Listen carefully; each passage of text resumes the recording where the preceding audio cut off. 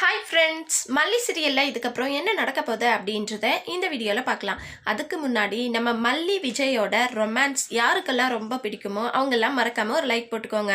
வரப்போகிற எபிசோடில் ஒரு சூப்பரான ரொமான்ஸ் வரப்போகுதுங்க. அதாவது நம்ம மல்லி விஜய் ரெண்டு பேருமே ரொம்பவே சூப்பரான ஒரு ரொமான்ஸ் சீனில் அவங்க இன்வால்வ் ஆகியிருக்காங்க. அதாவது விஜய்க்கு ஏதோ தேவைப்படுற ஒரு திங்ஸ் மேலே லாக்கரில் இருக்குது, அந்த கபோர்டில் இருக்குங்க.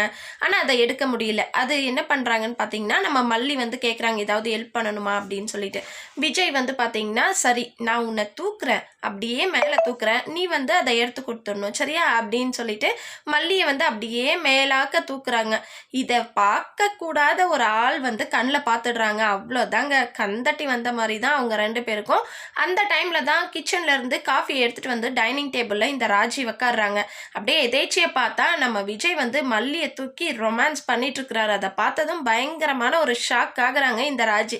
ஸோ என்ன நடக்க போகுது, டைரெக்டாக இந்த சுடருக்கு கால் பண்ணி இந்த மாதிரி தான் இங்கே ரொமான்ஸ் பண்ணிட்டு இருக்காங்க அப்படின்ற விஷயத்த சுடர்கிட்ட சொல்ல போகிறாங்க. சரிங்க, இதெல்லாம் ஒரு பக்கம் இருக்கட்டும்.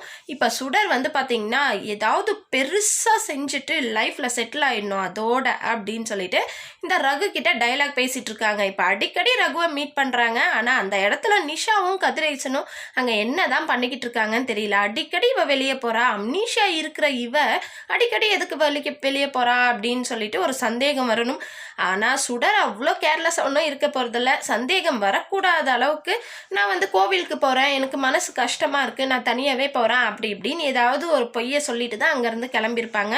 இருந்தாலுமே சுடர் வெளியே போகிற அந்த நேரத்தில் கதிரேசனோ இல்லை நிஷாவோ யாராவது வெளியே போகணுங்க. அப்படி போனால் தான் எதேச்சியாக இந்த சுடர் எங்கே போகிறாங்க இல்லை யார்கிட்டயாவது பேசிகிட்டு இருக்கிறது அவங்களுக்கு தெரிய வரும். சரி, அப்படியே தெரிய வரலை அப்படின்னாலும் கண்டிப்பாக இந்த சுடர் இப்போ கொடுத்த டைலாக்கு ஏதாவது பெருசாக செஞ்சுட்டு லைஃப்பில் அதோட செட்டில் ஆகிடணும் அப்படின்றாங்க. அது என்ன, அப்படி என்ன தான் பண்ண போகிற சுடர் அப்படின்னு சொல்லிட்டு இந்த ரகு கேட்குறாங்க. அதுக்கு இந்த சுடர் எதையோ ஒன்று சொல்லிட்டு இருக்காங்க, நமக்கு சைலண்ட்ல போட்டாங்க.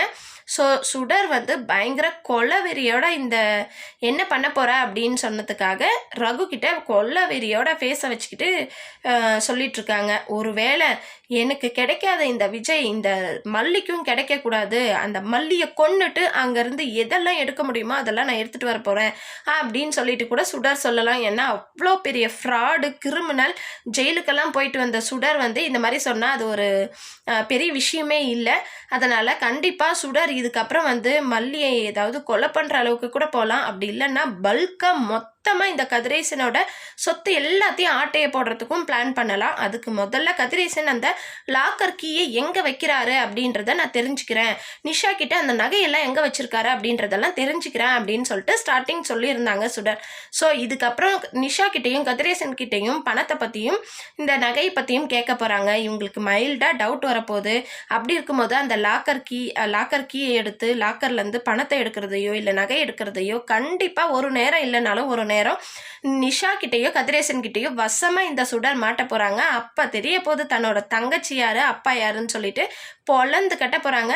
ஸோ அந்த மாதிரி ஒரு சீனை தான் நம்ம வெயிட் பண்ணிட்டு இருக்கோம் பார்க்கறதுக்காக ஆர்வமாக. எப்போ நடக்க போகுது அப்படின்றத வெயிட் பண்ணி பார்க்கலாம். இந்த வீடியோ உங்களுக்கு பிடிச்சிருந்தா லைக் பண்ணுங்கள், ஷேர் பண்ணுங்கள், மறக்காமல் சப்ஸ்கிரைப் பண்ணிக்கோங்க. ஓகே ஃப்ரெண்ட்ஸ், பாய்.